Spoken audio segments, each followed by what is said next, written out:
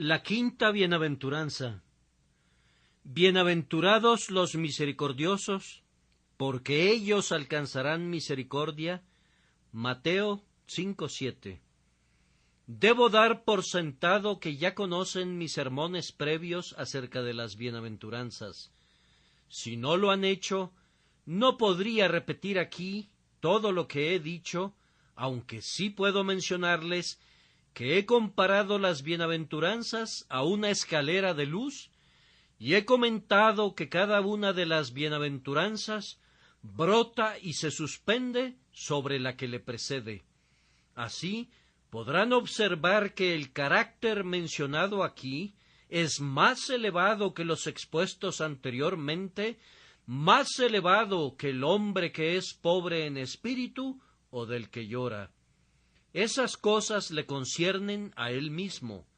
Todavía es débil, y de esa debilidad brota la mansedumbre de espíritu que lo conduce a soportar los agravios que recibe de otros. Pero ser misericordioso es más que eso, pues el hombre no sólo soporta ahora los agravios, sino que confiere beneficios. La bienaventuranza anterior a esta se refiere al hambre y la sed de justicia, pero aquí el hombre ha sobrepasado la simple justicia, se ha elevado por sobre la búsqueda de lo que es justo y ha llegado a la búsqueda de lo que es bueno y amable y generoso, y procura realizar cosas amables para con sus semejantes. La escalera entera descansa sobre la gracia, y la gracia pone cada peldaño en su lugar, y es la gracia la que en este lugar ha enseñado al hombre a ser misericordioso, y le ha bendecido, y le ha dado la promesa de que alcanzará misericordia.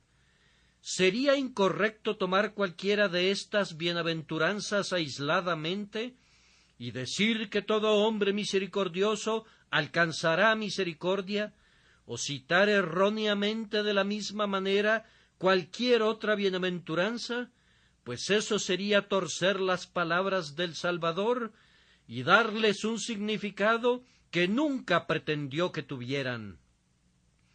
Leyendo estas bienaventuranzas como un todo, vemos que esta misericordia, de la cual estoy a punto de hablar, es una característica que ha surgido de las previas, ha brotado de todas las anteriores obras de gracia, y el hombre no es simplemente misericordioso en el sentido humano, con una benevolencia que debería ser común a toda la humanidad, sino que es misericordioso en un sentido superior y mejor, con una misericordia que únicamente el Espíritu de Dios puede enseñar al alma del hombre.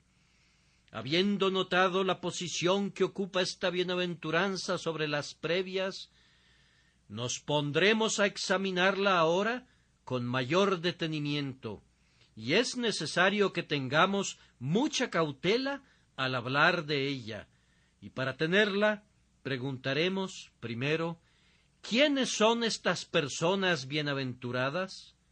En segundo lugar, ¿cuál es su peculiar virtud? Y en tercer lugar, ¿cuál es su especial bienaventuranza?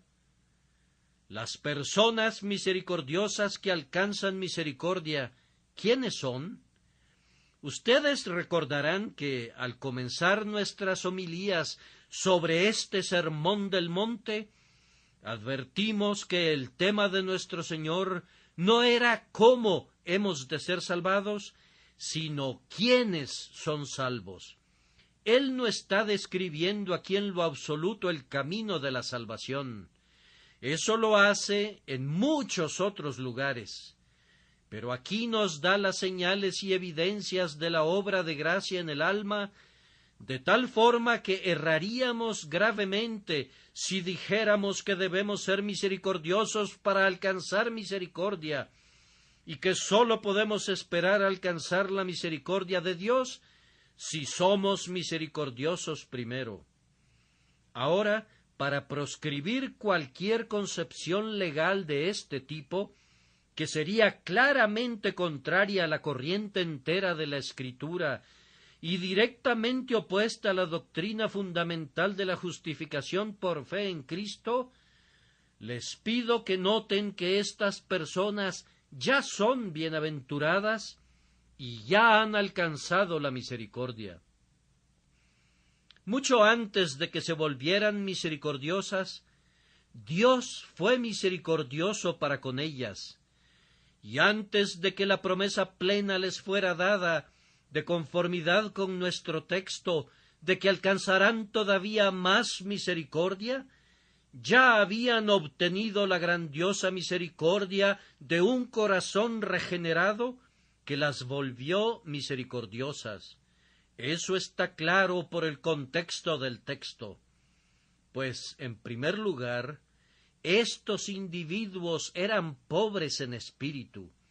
Y no es una misericordia insignificante ser vaciados de nuestro orgullo, ser conducidos a ver cuán desposeídos estamos de todo merecimiento a los ojos de Dios, y ser llevados a sentir nuestra debilidad personal y la falta de todo aquello que nos pudiera ser idóneos para estar en la presencia de Dios.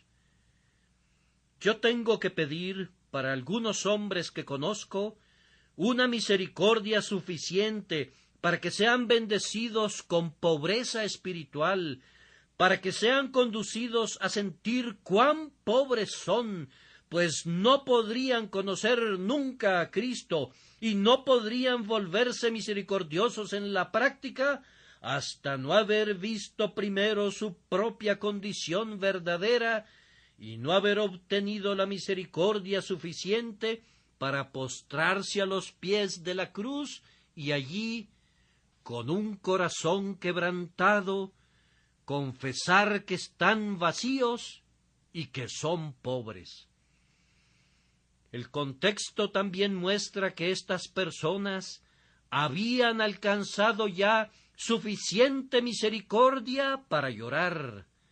Habían llorado por sus pecados pasados con amargo arrepentimiento, habían llorado por la condición de una privación práctica de Dios en la que los había sumido el pecado, y habían llorado por su ingratitud para con su Redentor y por su rebelión contra su Santo Espíritu.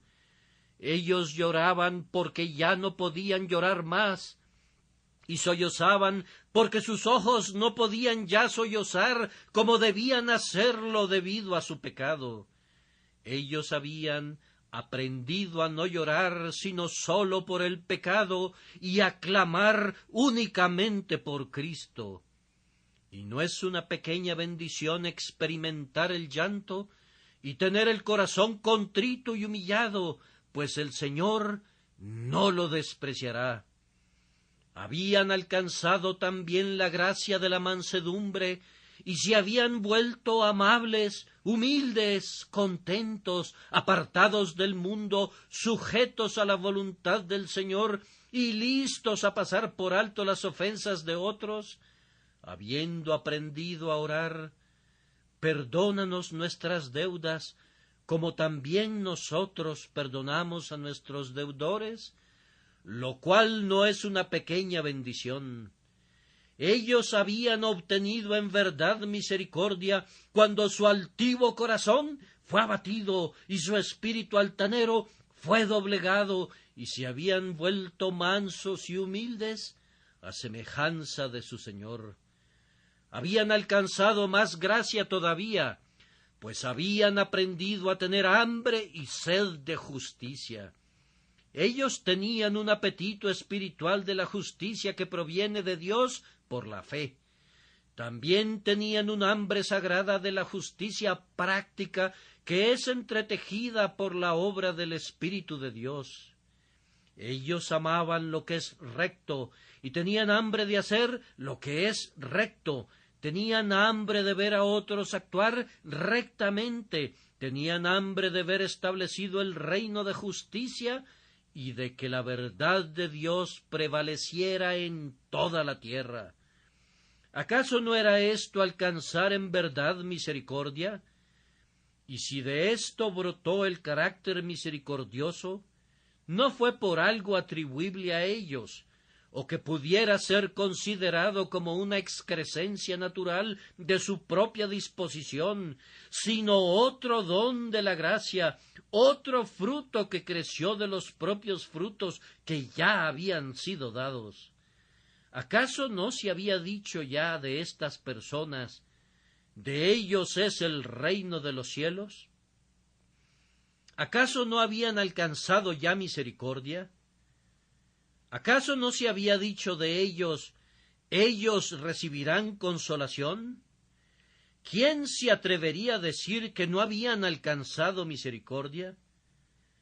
¿No se había dicho de ellos: ellos recibirán la tierra por heredad? ¿Cómo podrían llamar a esto sino misericordia? ¿No había declarado la voz de Cristo: ellos serán saciados?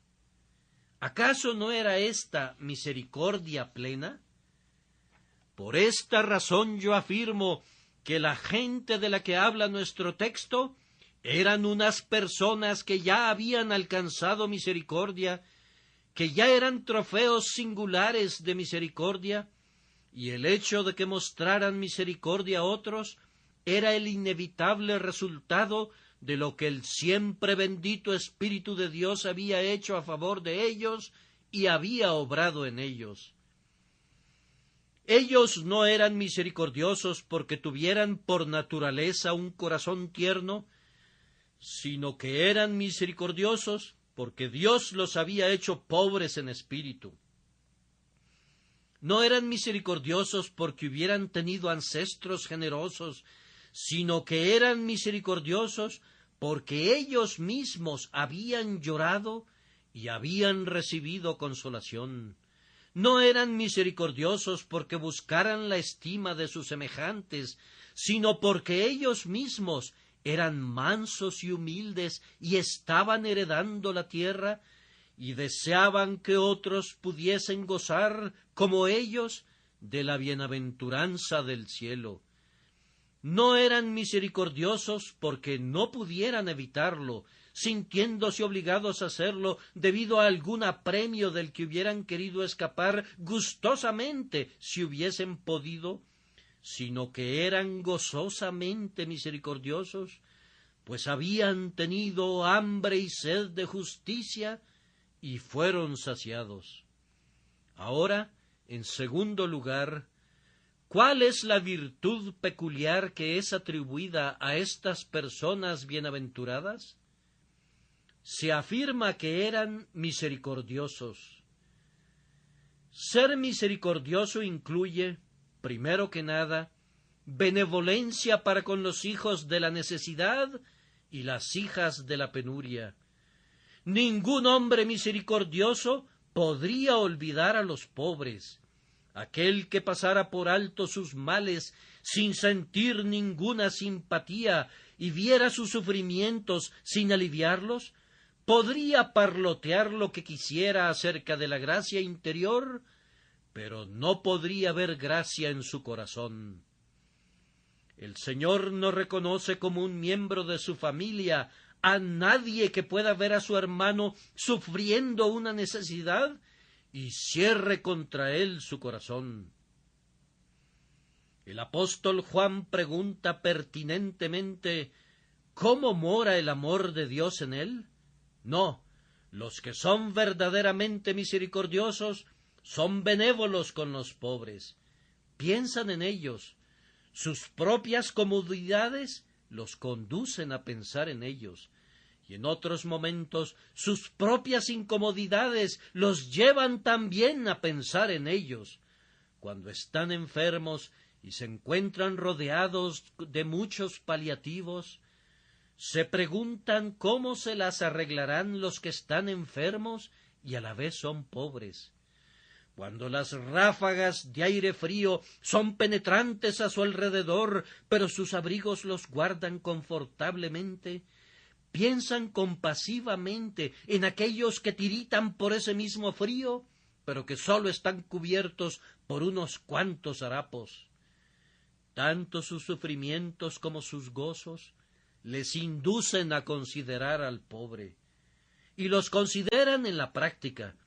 No dicen únicamente que sienten simpatía, esperando que otros los ayuden, sino que dan de lo que tienen conforme a su capacidad, gozosa y alegremente, para que los pobres no sufran carencias, y cuando tratan con ellos, no son duros.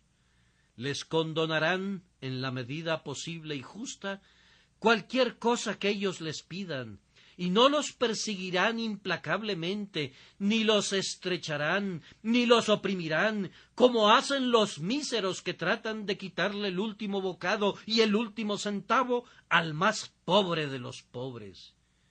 No, cuando Dios ha dado a un hombre un nuevo corazón y un espíritu recto, posee una gran ternura para con todos los pobres, y siente especialmente un gran amor hacia los santos pobres, pues si bien cada santo es una imagen de Cristo, el santo pobre es un cuadro de Cristo enmarcado por el mismo marco en el que debe ponerse siempre el cuadro de Cristo, el marco de la humilde pobreza. Yo veo en un santo rico mucha semejanza con su Señor, pero no veo cómo podría decir con verdad: no tengo dónde recostar mi cabeza. Tampoco deseo que lo diga, pero cuando veo la pobreza, lo mismo que todo lo demás que esa semejanza de Cristo, pienso que mi corazón está obligado a inclinarse hacia allá. Así es como podemos lavar todavía los pies de Cristo, cuidando a los más pobres de su pueblo. Así es como las mujeres honorables pueden ministrar todavía, aportando de sus riquezas. Así es como podemos hacer todavía un gran festín al cual podemos invitarle, si congregamos a los pobres y a los lisiados y a los cojos y a los ciegos, que no pueden recompensarnos, y estamos contentos de hacerlo por causa de Jesucristo. Se dice de Crisóstomo, que predicaba tan continuamente la doctrina de dar limosna en la iglesia cristiana, que le llamaban el predicador de la caridad, y me parece que no es un título inadecuado para ser ostentado por un hombre. En estos días, socorrer al pobre casi se ha vuelto un crimen. De hecho, no sé si hay algunos estatutos que nos declaren culpables por hacerlo. Yo solo puedo decir que el espíritu de los tiempos es tal vez sabio en ciertos aspectos, pero no me parece que sea claramente el espíritu del Nuevo Testamento. No faltarán menesterosos en medio de la tierra, y no faltarán menesterosos en medio de la verdadera iglesia de Cristo. Son el legado de Cristo para nosotros. Es muy seguro que el buen samaritano recibió mayor beneficio del pobre hombre que encontró entre Jerusalén y Jericó que el beneficio que otorgó a aquel pobre hombre. El samaritano aportó un poco de aceite y vino y 2 denarios y los gastos del mesón, pero vio su nombre registrado en la Biblia, y desde allí ha sido transmitido a la posteridad, y sin embargo su inversión fue maravillosamente pequeña, y en todo lo que damos, la bendición llega a quienes dan, pues ustedes conocen las palabras del Señor Jesús cuando dijo: más bienaventurado es dar que recibir. Bienaventurados aquellos que son misericordiosos con los pobres. Además, el hombre misericordioso tiene un ojo ávido, un ojo dispuesto al llanto, porque se identifica con los afligidos que le rodean. El peor mal del mundo no es la pobreza. El peor de los males es un espíritu deprimido. Al menos yo no conozco algo que sea peor que esto. Y hay incluso algunos entre los excelentes de la tierra que raramente gozan de un día brillante en todo el año, diciembre pareciera gobernar todos los 12 meses. En razón de su abatimiento, están sometidos a una servidumbre durante toda su vida. Si marchan en dirección al cielo, si apoyan en muletas como lo hizo el Señor pronto para detenerse, y riegan el camino con lágrimas, al igual que la señorita muy temerosa. A veces temen no haber sido convertidos nunca, en otros momentos temen haber caído de la gracia, en otros momentos temen que han cometido el pecado imperdonable, en otros momentos temen que Cristo se ha apartado de ellos y que no volverán a ver su rostro nunca. Están llenos de todo tipo de problemas, tiemblan y titubean como ebrios, y toda su ciencia es inútil. Hay muchos cristianos que siempre se apartan del camino de personas como esas, o si se las encuentran, les dicen: ya basta de andarle contando a todo el mundo sus miserias. ¿Quién quiere hablar con gente así? No deberían estar tan tristes. Realmente deberían estar más alegres. Están cediendo al nerviosismo, etc. Eso podría ser muy cierto, pero siempre es una lástima que lo digan. Es lo mismo que le dijeras a alguien que tiene un dolor de cabeza que está inventando un dolor de cabeza, o cuando tiene calentura o fiebre que está inventando la calentura o la fiebre. El hecho es que no hay nada más real que esas enfermedades, aunque pudieran ser atribuibles a la imaginación, pues son reales en su dolor, aunque tal vez no podamos encontrar una causa para ellas. El hombre misericordioso es siempre misericordioso para con estas personas, tolera sus extravagancias, a menudo se da cuenta de que son muy insensatas, pero entiende que él sería insensato también si les dijera eso, pues los volvería más insensatas de lo que son. No busca su propio consuelo diciendo: voy a derivar consuelo de esta persona, sino que desea proporcionar consuelo. Recuerda que está escrito: fortaleced las manos cansadas, afirmad las rodillas endebles, y conoce ese mandamiento: consolaos, consolaos, pueblo mío, dice vuestro Dios, hablad al corazón de Jerusalén.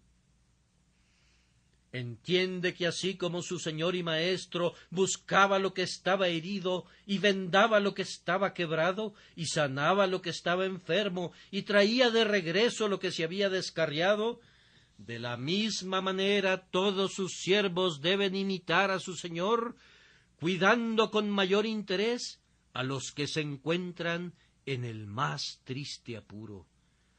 Oh hijos de Dios, si alguna vez son insensibles con las personas afligidas, no son lo que deberían ser, no son como su Señor, no son como serían si estuviesen en su recto estado, pues cuando están en la condición correcta, son tiernos y piadosos y compasivos y llenos de compasión, pues han aprendido del Señor Jesús que los misericordiosos son bienaventurados y que alcanzarán misericordia. Posiblemente, cuando ustedes también caigan en la depresión, como podría suceder, pueden recordar esas palabras escarnecedoras y esas expresiones ásperas que ustedes usaban en relación a otros.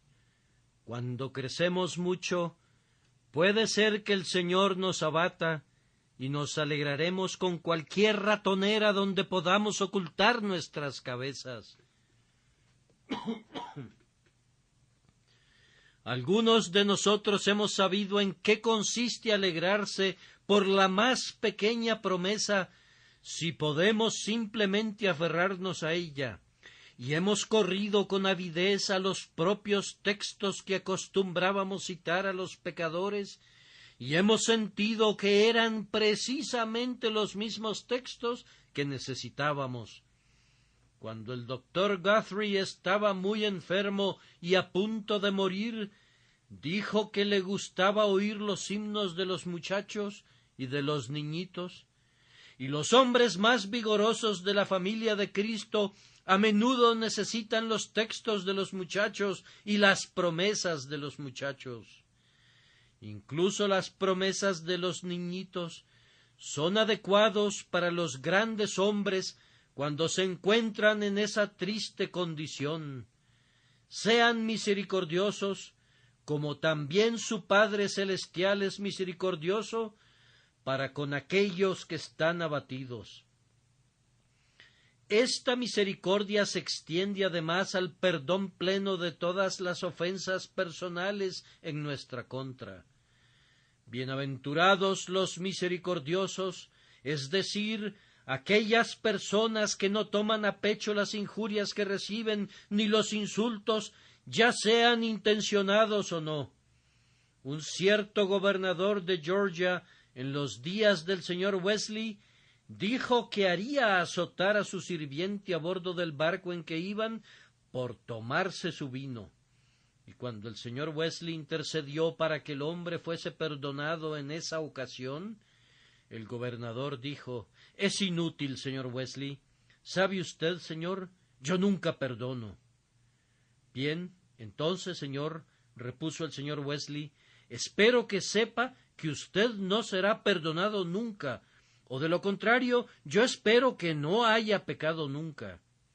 Así que, mientras no dejemos el pecado, no debemos hablar nunca de no perdonar a otras personas, pues necesitaremos el perdón para nosotros mismos». Ustedes podrán observar en muchas familias que surgen disputas incluso entre hermanos y hermanas, pero debemos estar siempre dispuestos a hacer de lado cualquier cosa que cause una disensión o un resentimiento, pues un cristiano es la última persona que debe albergar sentimientos ásperos. Ocasionalmente he observado que una gran severidad es aplicada en contra de los sirvientes, que se quedan sin un empleo y son expuestos a muchas tentaciones, por una falta que podría ser subsanada si fuera perdonada y si se usasen palabras amables. No es correcto que alguno de nosotros diga: «Requiero que todo mundo actúe rectamente conmigo y quiero que todo el mundo lo sepa. Estoy resuelto a no tolerar ninguna insensatez. No va conmigo. Pretendo que todos los hombres actúen rectamente conmigo y si no, ya los pondré en orden». Ah, queridos amigos, Dios no les habló nunca así. Permítanme decir también que si esa es la forma en que hablan, no es para nada el lenguaje de un hijo de Dios. Un hijo de Dios siente que él mismo es imperfecto y que vive con gente imperfecta.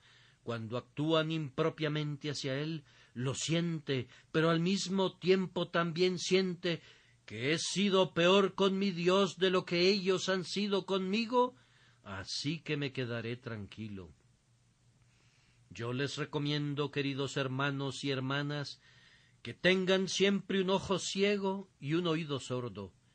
Yo he tratado siempre de tenerlos, y mi ojo ciego es el mejor ojo que tengo, y mi oído sordo es el mejor oído que tengo. Hay muchos comentarios que pueden oír incluso provenientes de sus mejores amigos que les podrían causar mucho dolor y producirles mucho malestar. Entonces, no los oigan. Ellos probablemente se lamentarán por haber hablado tan poco amablemente si ustedes no lo mencionan y dejan que todo se desvanezca. Pero si dijeran algo al respecto y lo estuvieran recordando una y otra vez y se irritaran y se preocuparan al respecto y lo engrandecieran y le comentaran a alguien más ese tema e involucraran a media docena de personas en la disputa, esa es la forma en la que se han creado los desacuerdos familiares, ha sido la causa por la que las iglesias cristianas han tenido divisiones. El demonio es engrandecido y Dios es deshonrado. Oh, no permitamos que suceda así entre nosotros, sino que debemos sentir, cuando recibamos alguna ofensa, Bienaventurados los misericordiosos, y nosotros tenemos la intención de serlo. Pero esta condición misericordiosa va mucho más lejos. Debe haber y habrá gran misericordia en el corazón del cristiano hacia aquellos que son visiblemente pecadores. El fariseo no tuvo misericordia para con el hombre que era un publicano. Bien, dijo, ¿se ha caído tan bajo como para cobrarles a sus conciudadanos súbditos el impuesto romano? Es un sujeto ignominioso. Espero que se aleje lo más que se pueda de mi dignificado ser. Y en cuanto a la ramera, no importaba que estuviera lista a derramar suficientes lágrimas para lavar los pies de su Salvador, pues era una persona inmunda, y Cristo mismo era considerado como contaminado porque permitía que una mujer que había sido una pecadora mostrara de esa manera su arrepentimiento y su amor. Simón y los otros fariseos sentían que personas así se habían colocado fuera del seno de la sociedad y que allí debían permanecer. Si se han extraviado de esa manera, que paguen las consecuencias. Y hay todavía mucho de ese espíritu en este mundo hipócrita, pues una gran parte del mundo es un compuesto de la más atroz hipocresía que uno pueda imaginar. Hay hombres que están viviendo en el vil pecado, saben que están viviendo así, y sin embargo entran a la sociedad y son recibidos como si fuesen las personas más respetables del mundo. Pero si sucediera que alguna pobre mujer es conducida al extravío, ¡qué barbaridad! ¡Qué barbaridad! ¡Qué barbaridad! Ella sería demasiado vil para que estos caballeros se enteraran de su existencia. Esos canallas, ¿cómo es posible que tengan una pretensión de virtud cuando ellos mismos se entregan a los más depravados vicios? Y sin embargo, así es. Y en la sociedad prevalece una mojigatería que está pronta a decir: «Oh, alzamos nuestras manos con horror ante cualquiera que hubiera hecho algo indebido en contra de la sociedad o en contra de las leyes de la tierra». Ahora, un cristiano opina cosas más duras del pecado de lo que lo hacen los mundanos. Juzga el pecado con una regla más severa de lo que lo hacen los demás, pero siempre piensa con benevolencia del pecador, y si pudiera, entregaría su vida para recuperar al pecador, igual como lo hizo su Señor antes que él. No dice: «Quédate allí, no te acerques a mí, pues yo soy más santo que tú», sino que considera que su quehacer principal sobre la tierra es clamar a los pecadores: «He aquí el Cordero de Dios que quita el pecado del mundo». De tal manera que el cristiano misericordioso no es alguien que le cierre la puerta a nadie, no es alguien que considere a nadie indigno de su atención. Se alegra si puede llevar a Jesús a los más caídos y a los más depravados. Y nosotros honramos a esos amados hermanos que están completamente ocupados en esta santa obra, pues entre más bajo tengan que ir, su honra es mayor a los ojos de Dios al permitírseles escarbar en las propias perreras del infierno para encontrar los diamantes Kohinoor para Cristo, pues en verdad las joyas más resplandecientes de la corona procederán de los lugares más oscuros y asquerosos donde han estado perdidas. Bienaventurados los misericordiosos que se preocupan por los caídos, por los que se han extraviado, porque ellos alcanzarán misericordia. Pero un cristiano genuino tiene misericordia de las almas de todos los hombres. Él no se preocupa meramente por la clase extremadamente caída, así llamada por los hombres del mundo, sino que considera a la raza entera como caída. Él sabe que todos los hombres se han descarriado de Dios y que todos están aprisionados por el pecado y la incredulidad hasta que la eterna misericordia viene para su liberación. Por tanto, su piedad va dirigida a los respetables y a los ricos y a los grandes, y a menudo siente piedad por los príncipes y los reyes, porque cuentan con muy pocas personas que les digan la verdad.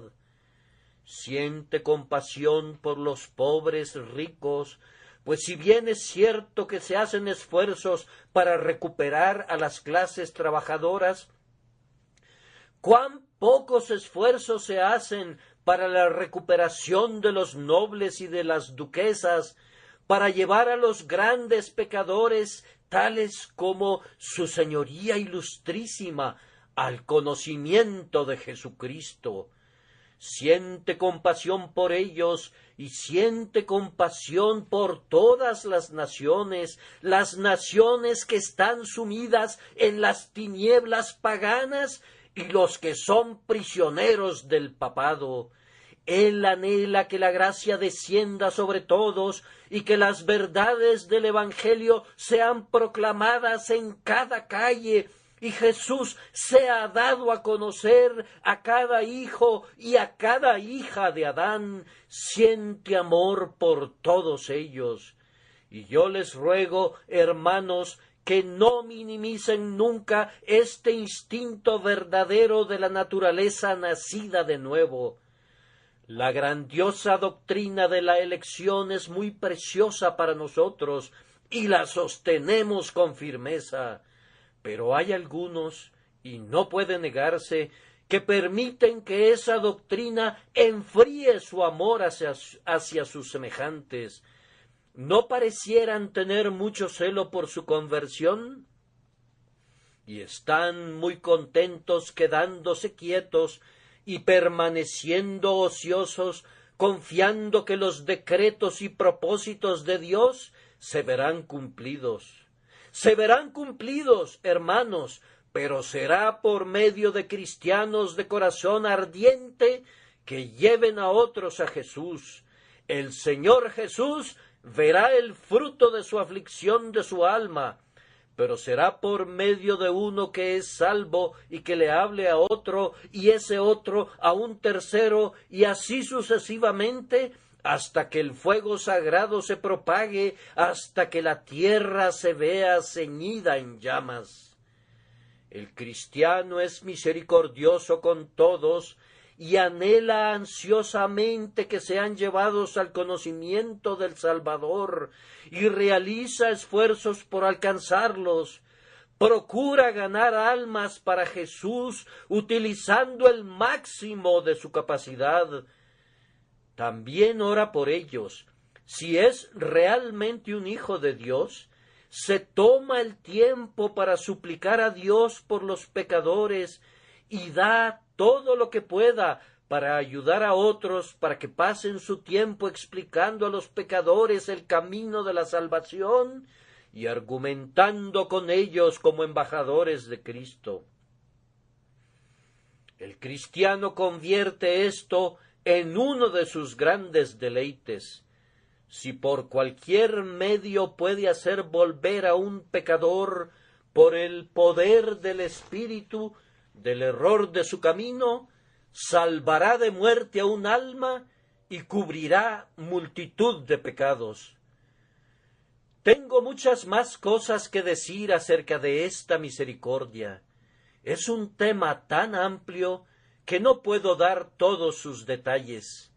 Ciertamente significa un amor a Dios en el fondo que se manifiesta a través de deseos misericordiosos por el bien de las criaturas de Dios.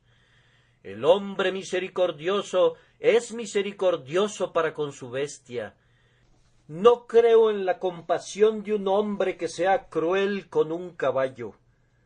A veces hay necesidad del látigo, pero el hombre que lo usa cruelmente no puede ser en verdad un hombre convertido.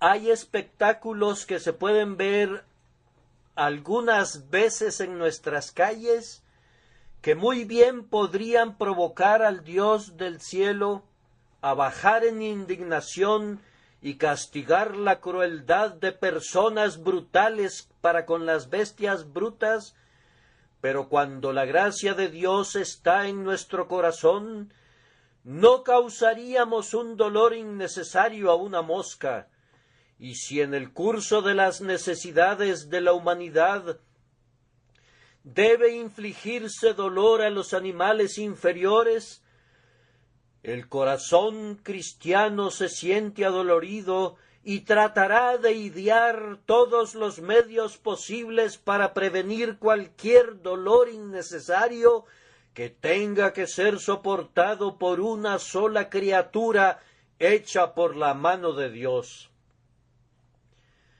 Hay cierta verdad en aquel dicho del anciano marinero: el que ama tanto al hombre como al ave y a la bestia, ora bien.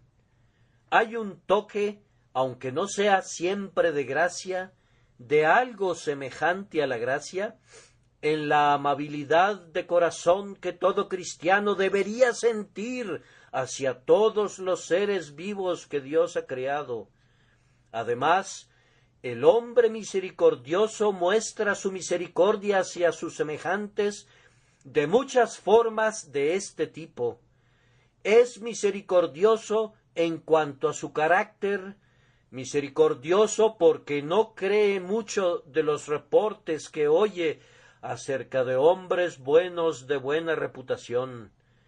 Cuando escucha alguna sorprendente historia muy detractora del carácter de un hermano cristiano, dice: ahora, si le dijeran a ese hermano esta historia acerca de mí, no me gustaría que la creyese de mí, a menos que la investigara y quedara muy convencido de ella, y yo no la creeré tampoco a menos que me vea forzado a hacerlo.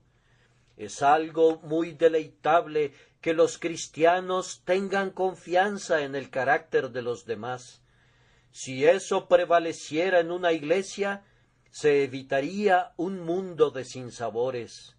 Hermano, yo tengo más confianza en ti de la que pueda tener jamás en mí, y como en verdad puedo decir eso, tú deberías estar en capacidad de decir también lo mismo de tus compañeros cristianos. No seas propenso a recibir tales reportes. Hay tanta maldad en creer una mentira como la hay en decirla, pues estamos listos a creerla de entrada. No habría difamadores si no hubiera receptores ni creyentes de la calumnia. Pues cuando no hay demanda de un artículo, no hay productores del mismo, y si no creemos en reportes malintencionados, el chismoso sería desalentado y abandonaría su ocupación dañina. Pero supongan que nos viéramos forzados a creer en el reporte. Entonces el hombre misericordioso mostraría su misericordia si no lo repitiera. Ay, dice, es verdad, y lo siento mucho. ¿Por qué habría de publicarlo por todos lados? Si sucediera que hay un traidor en un regimiento, no creo que los otros soldados fueran a publicarlo por todos lados y dijeran: nuestro regimiento ha sido deshonrado por uno de nuestros camaradas. Es un pájaro malvado que ensucia su propio nido, y es un mal profesante el que usa su lengua para publicar las faltas y las fallas de sus hermanos. Por tanto, si hubiéramos oído de tal cosa, entonces el hombre misericordioso siente que es su deber no repetirlo. Muchos hombres han sido arruinados de por vida por culpa de una falta que cometieron cuando eran jóvenes, que ha sido tratada severamente. Un joven se apropió indebidamente de una suma de dinero y fue presentado delante de los magistrados y fue metido en la cárcel y así fue convertido en un ladrón de por vida. El perdón por la primera acción, acompañado de oración y de una reprensión amable, le habrían ganado a una vida de virtud o, ¿quién podría saberlo?, a una vida de piedad. De cualquier manera, es necesario que el cristiano no exponga a nadie, a menos que fuese absolutamente necesario, como algunas veces lo es, pero siempre debe tratar al que yerra de la manera más amable posible. Y, hermanos, debemos ser misericordiosos para con los otros, tratando de no mirar nunca el peor lado del carácter de un hermano. Oh, cuán veloces son algunos para espiar las fallas de otras personas. Oyen que el señor fulano de tal es muy útil en la iglesia y dicen, sí lo es, pero tiene una forma muy curiosa de hacer su trabajo, ¿no es cierto? Y es tan excéntrico. Bien, ¿han conocido alguna vez a un buen hombre que haya sido muy exitoso y que no haya sido un poco excéntrico? Algunas personas son demasiado tersas para hacer mucho alguna vez. La fuerza de nuestro carácter consiste en esos nudos extraños que nos acompañan, pero ¿por qué tener tanta prontitud para señalar todas nuestras fallas? ¿Acaso salen ustedes cuando el sol brilla en todo su esplendor y dicen, sí, este sol es un buen iluminador, pero observo que tiene muchas manchas? Si lo hicieran, sería mejor que se guardaran sus comentarios, pues el sol da más luz que ustedes, independientemente de cuántas manchas tengan o no tengan ustedes. Y muchas excelentes personas del mundo tienen manchas, pero desempeñan un buen servicio para Dios y para su época. Así que no nos convirtamos en buscadores de manchas, sino que miremos al lado brillante del carácter del hermano en vez de mirar su lado oscuro, para que elevemos nuestra reputación cuando otros cristianos se eleven en su reputación, y para que, conforme sean honrados por causa de su santidad, nuestro Señor reciba la gloria de ello y nosotros participemos en parte de ese consuelo. Y no nos unamos nunca a los fuertes gritos que son alzados a veces contra los hombres que pudieran haber cometido algunas pequeñas ofensas. Tantas y tantas veces hemos oído a los hombres clamar, y sus voces han resonado como los ladridos de una jauría de galgos contra algún individuo que hizo algún juicio equivocado, o peor aún, han clamado abajo con él, abajo con él. Y si se metiera a la vez en algún lío económico, entonces seguramente tendrá que ser un individuo despreciable, pues para algunos la falta de dinero es una clara prueba de falta de virtud, y la falta de éxito en los negocios es considerada por algunos como la más condenadora de todas las voces.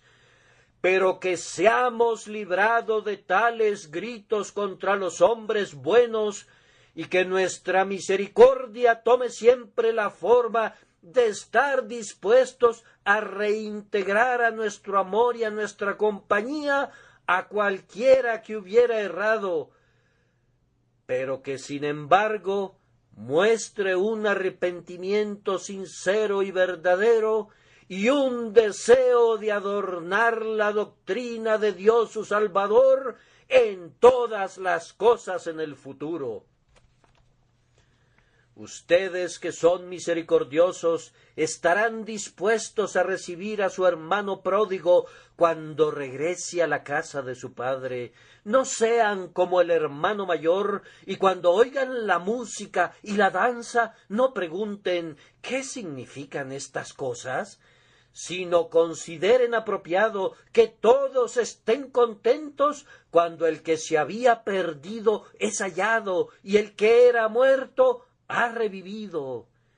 Yo sólo aporto sugerencias que se puedan adaptar a unas personas o a otras. Hermanos y hermanas míos, debemos ser misericordiosos en el sentido de no permitir que otros sean tentados más allá de lo que son capaces de soportar. Ustedes saben que existe tal cosa como exponer a nuestros jóvenes a la tentación. Los padres permiten a veces que sus hijos comiencen en la vida en empresas donde existe la posibilidad de subir, pero donde hay una mayor probabilidad de caer en gran pecado. No estiman los riesgos en los que incurren a veces al poner a sus hijos en grandes empresas donde no hay ninguna consideración para la conducta y donde hay 1000 redes de Satanás tendidas para capturar a los pájaros incautos. Sean misericordiosos con sus hijos. No permitan que sean expuestos a los males que fueron, tal vez, demasiado fuertes para ustedes en su juventud y que serán demasiado fuertes para ellos. Que su misericordia los considere y no los pongan en esa posición. Y en cuanto a sus empleados de oficina y sus sirvientes, nosotros, cuando tenemos gente deshonesta a nuestro alrededor, somos casi tan culpables como ellos. No pusimos bajo llave nuestro dinero, ni lo cuidamos debidamente. Si lo hubiésemos hecho, no habrían podido robarlo. Dejamos abandonadas nuestras cosas y debido a nuestro descuido puede presentarse la pregunta, ¿no podré llevarme esto y eso? Y así podríamos ser partícipes en sus pecados por causa de nuestro propio descuido. Recuerden que no son sino hombres y mujeres, algunas veces no son sino muchachos y muchachas. Entonces no les pongan carnadas delante de ellos, no le hagan el juego a Satanás, sino alejen de ellos la tentación en la medida de sus posibilidades. Y seamos misericordiosos también con la gente, no esperando demasiado de ellos. Yo creo que hay personas que esperan que quienes trabajan para ellos lo hagan 24 horas al día o poco menos. Sin importar cuán dura sea la tarea, no se dan cuenta nunca que la cabeza de sus obreros les duele o que sus piernas se cansan. ¿Para qué fueron criados sino para ser esclavos nuestros? Ese es el tipo de concepto que tienen algunos, pero ese no es el concepto de un verdadero cristiano. El cristiano siente que desea que sus sirvientes y sus dependientes cumplan con su deber y se duele cuando comprueba que muchos de ellos no pueden ser conducidos a hacerlo. Pero cuando los ve haciendo diligentemente su trabajo, a menudo siente por ellos incluso más de lo que sienten ellos mismos, pues es considerado y benévolo. ¿Quién quisiera arrear a un caballo esos 2 kilómetros extras que lo lleven a punto de caerse? ¿Quién quisiera sacarle 1 hora extra de trabajo a su semejante? ¿Qué sería lo necesario para volverlo desdichado? Resumiendo todo lo que he dicho en una frase, queridos amigos, seamos tiernos, amables y benévolos con todos. Oh, dirá alguno, si fuéramos por el mundo actuando de esa manera, abusarían de nosotros y seríamos maltratados y cosas por el estilo. Bien, inténtalo, hermano, inténtalo, hermana, y descubrirás que cualquier quebranto que te venga por ser demasiado tierno de corazón y demasiado amable y demasiado misericordioso, será una aflicción tan ligera que no sería digna de compararse con la paz mental que te traerá, ni con el constante manantial de gozo que pondrá tanto en tu propio pecho como en el pecho de otros. Concluiré notando brevemente la bendición que es prometida a los misericordiosos. Se dice de ellos que alcanzarán misericordia. No puedo evitar creer que esto quiere decir que lo harán en esta vida presente, así como en la vida venidera. En verdad, este es el significado de David en el Salmo 41. Bienaventurado el que piensa en el pobre, en el día malo lo librará Jehová. Será bienaventurado en la tierra. ¿Acaso ese texto ha sido suprimido completamente en la nueva dispensación? ¿Acaso esas promesas son válidas para los antiguos tiempos legales? Ah, hermanos, tenemos al sol, pero recuerden que cuando el sol brilla, las estrellas están brillando también. No las vemos por causa del mayor brillo del sol, pero cada estrella brilla durante el día al igual que en la noche, aumentando la luz, y así, aunque las mayores promesas del Evangelio nos hacen a veces olvidar las promesas de la antigua dispensación, no están canceladas, todavía están allí y están confirmadas, y son en Cristo Jesús, sí y amén, por medio de nosotros, para la gloria de Dios.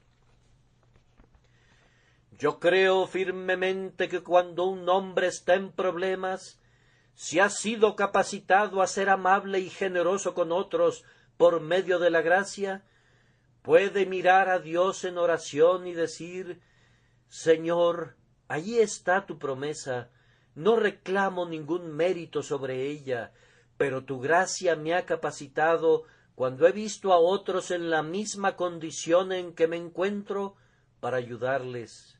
Señor, levántame un ayudador.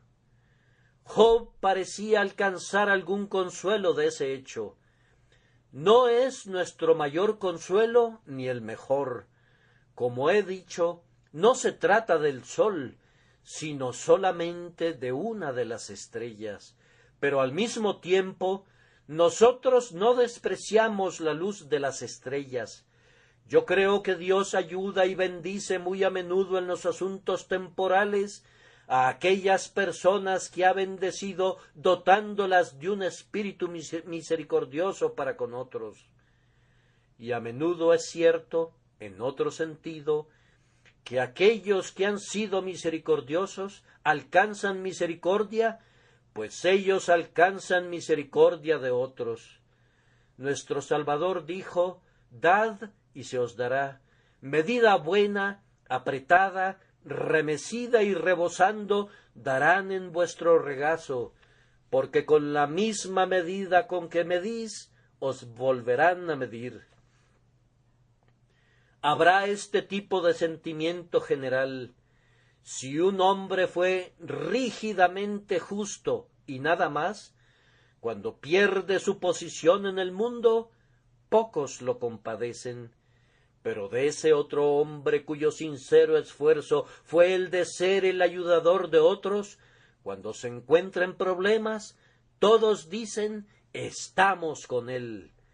Pero el pleno sentido del texto, sin duda, se relaciona con aquel día del cual Pablo escribió en lo relativo a su amigo Onesíforo: concédale el Señor que haya misericordia cerca del Señor en aquel día. No vayan a pensar que yo estoy predicando misericordia como una obra meritoria. Hice lo mejor que pude en la introducción para hacer todo eso a un lado, pero como una evidencia de gracia, la misericordia es una señal muy prominente y distinguida, y si necesitan una prueba de ello, permítanme recordarles que la propia descripción de nuestro Señor del día del juicio dice así: entonces el Rey dirá a los de su derecha: venid, benditos de mi Padre, heredad el reino preparado para vosotros desde la fundación del mundo, porque tuve hambre y me disteis de comer, tuve sed y me disteis de beber, fui forastero y me recogisteis, estuve desnudo y me cubristeis, enfermo y me visitasteis, en la cárcel y vinisteis a mí. Esta, por tanto, es la evidencia de que eran benditos del Padre.